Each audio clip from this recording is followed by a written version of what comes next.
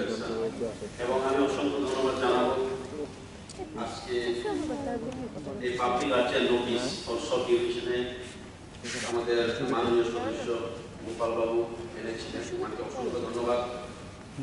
এবং আপনার মাধ্যমে আমি কনসার্ন ডিপার্টমেন্টের মন্ত্রীর কাছে একটা রিকোয়েস্ট থাকবে, কারণ সবাই আজকে রাস্তা দিয়ে এখন যে আলোচনা চলছে, তো as a representative of my Ampinagar constituency, অন্য কোনো কনস্টিটিউয়েন্সি কথা আমি বলবো না।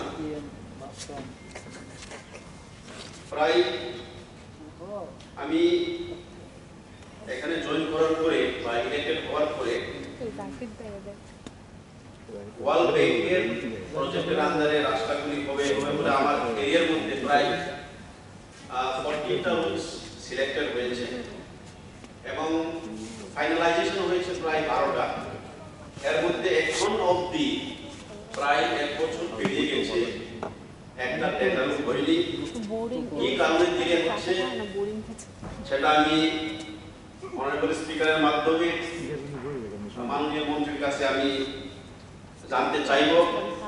এবং আরো একটা যেহেতু রাস্তা নিয়ে কথা এখানে হচ্ছে, ছেচুয়াপুর নিত্যবাজার হচ্ছে আপনাদের পাগনা বিধানসভা কেন্দ্রে নিত্যবাজার জায়গাতে অবস্থিত এবং ছেচুয়া হচ্ছে আমার অ্যাসেম্বলির মধ্যে পড়ে। তো অ্যারাউন্ড 22 কিলোমিটার ছেচুয়া থেকে ওই রাস্তার অবস্থা খুবই খারাপ। আর এই রাস্তাটা যদি বলে আমাদের অম্পিনগরের বাসিন্দারা এবং যারা কিল্লা ভাগমাই বসবাস করে ওই এলাকার বসবাসকারী লোকেরা আমাদের অনেক অনেক সুবিধা পাবেন।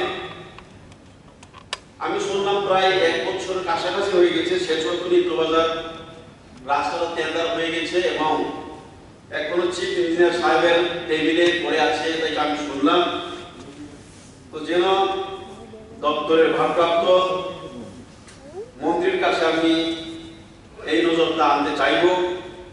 এই রাস্তা খুবই ইম্পর্টেন্ট, একটা অ্যাসেম্বলি থেকে আরেকটা অ্যাসেম্বলির মধ্যে একটা কানেকশন হওয়ার একটা সুযোগ যেহেতু এসেছে, সরকারকে অসংখ্য ধন্যবাদ জানাবো, কারণ অ্যাপ্রুভ হয়েছে, এরপরে টেন্ডার হয়েছে, এখন শুধুমাত্র এক্সিকিউশন হওয়ার বাকি। তাই আমি হাউসের মাধ্যমে বা হাউসে আমি এই কথাটা বললাম।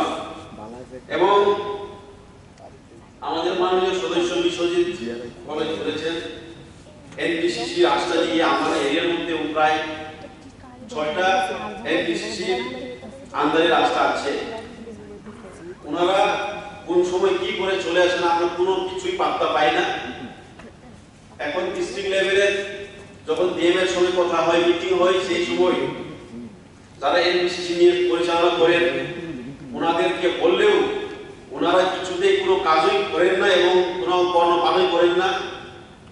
তো মাননীয় মন্ত্রীর কাছে আমি আপনার মাধ্যমে আমি অনুরোধ চাইব যেন নেসেসারি অ্যাকশন কিভাবে নেওয়া যায়, কারণ এইভাবে গাফিলতি হলে পরে এনবিসিসি রাস্তাগুলোর যে অবস্থা,